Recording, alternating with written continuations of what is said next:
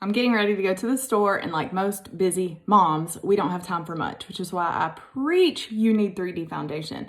So when you get color matched by me, I give you 4 main shades. First is contour. So let's see where that goes, okay? I'm gonna take the one brush I recommend most often. It's just sort of, I haven't cleaned it in a while, so it's a little stained, but there's no makeup on there. I'm gonna take my contour color, and we are going to apply that across the forehead, just temple to temple, back and forth, okay? Right there. You're gonna find your cheekbone and you're gonna pop it right there. Same on the other side. And I love using indigo for showing because you just can't deny where that goes. I'm gonna put a little bit on my nose. You can skip this part. This is totally optional. I love a nose contour though, so that's where I'm popping mine. And this detail brush makes it real effortless. Literally, do not be scared. If it looks like it's too much in any place, we will even that out. It's no problem. Stay with me. And then we're going to put it along our jawline, both sides. And if you have any extra on your brush, you can always pop it under your bottom lip to give you a little bit more of a pout. Okay, the next color is going to be your camo highlight.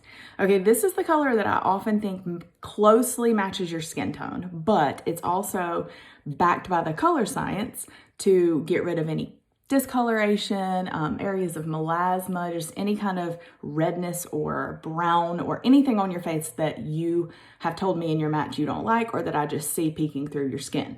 So my color is called Sandy.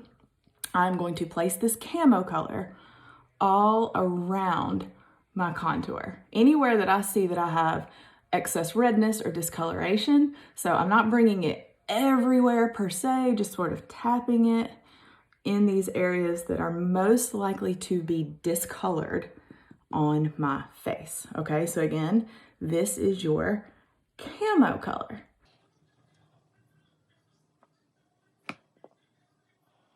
Okay, now that that is on, we're gonna move to our bridge highlight. This one is a little bit lighter than your skin tone, but a lot of the times our necks are lighter than our face. So this is the color that's gonna bring it all together. We've all seen people that their face looks a totally different color. You know that they've got the wrong shade of makeup, right? This is going to help bridge that gap, but also it just gives your face more of a 3D effect. You'll see what I mean by that. I'm gonna go in with Sunlit today, okay? Sunlit's gonna be my bridge. All right, let me get that out of the way. I didn't really put a lot of Sandy back here, my camo color. I'm gonna pop it kind of right there along that line. I'm gonna pop it a little bit here, just to brighten that up, a little bit here. Depending on the time of year, I also like to put it in the marionette lines. It actually gives your face a little bit more of a youthful appearance. To pop it there, if you're a little older, do that. And we're gonna stop right there. The last shade is called our pop highlight. It's this way light color.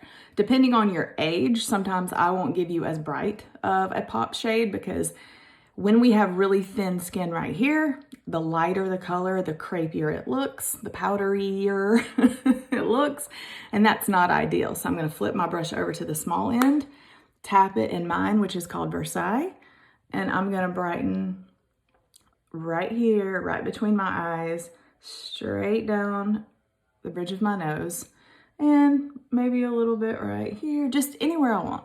Anywhere I want. You can also wait until you have blended everything out and then go back in and add your pop shade. I'm also going to put it on my eyelids to go ahead and give my eyes a nice base for any eyeshadow. Actually, I don't have enough. I need to grab a little bit of that.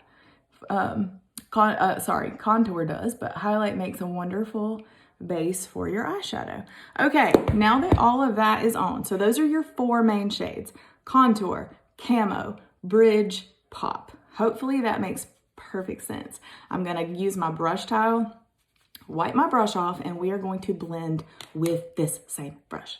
So once your colors are on, it's really easy to blend because the cream warms up with your skin. And I just really find that I think that the makeup looks more beautiful when I let it sit for just a second instead of blending it immediately. It's easier. It's just easier. So I would like to do my contour, get that kind of blended out, and that way I can use my highlight shades, if my contour is a little low, if it's a little high, I can use my highlight to sort of blend that in and make my contour more snatched. So I'm just gonna blend, that's all. Everything works together, so you do not have to worry that it won't look good. I promise that it will look good. So I'm gonna blend this other side of my face and not talk so that we can get to business and move on to the other shades in your match.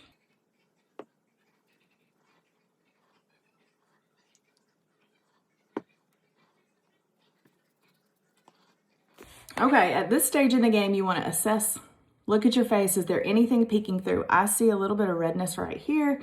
I'm not a fan of that. So you can take your brush and basically go in and correct. I have redness right here from where I wear reading glasses in the morning.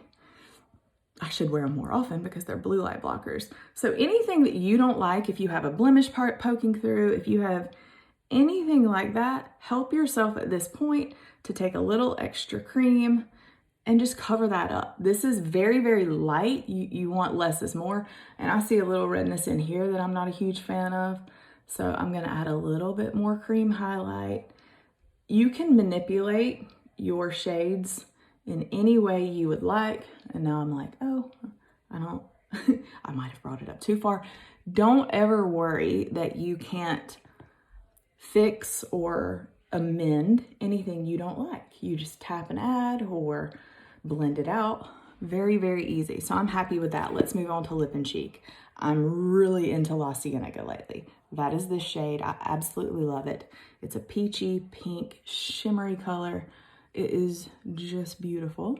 So my brush works perfectly for tapping that right on the cheekbone. Don't really even have to blend it out much. And I like working it all the way up to the temple. You don't want to bring it too far in. And when I put my illuminator on, it sort of dulls down that shade too. So I like it just like it is. So we're going to move on to illuminator next. That is rose gold. I use the perfume illuminator. You do not have to. You can go with the traditional, just rose gold. Pop some on your nose, Cupid's bow, anywhere you want to have a little extra glow. And then after that, it's all gravy. Let's go in with setting powder. So I'm gonna tap my setting powder. Same brush, still using that detail brush. I'm gonna go under my eyes, just anywhere that I might be a little oily. In the contour, under the contour, right in the highlight area. And that's pretty much it. That's your 3D foundation broken down.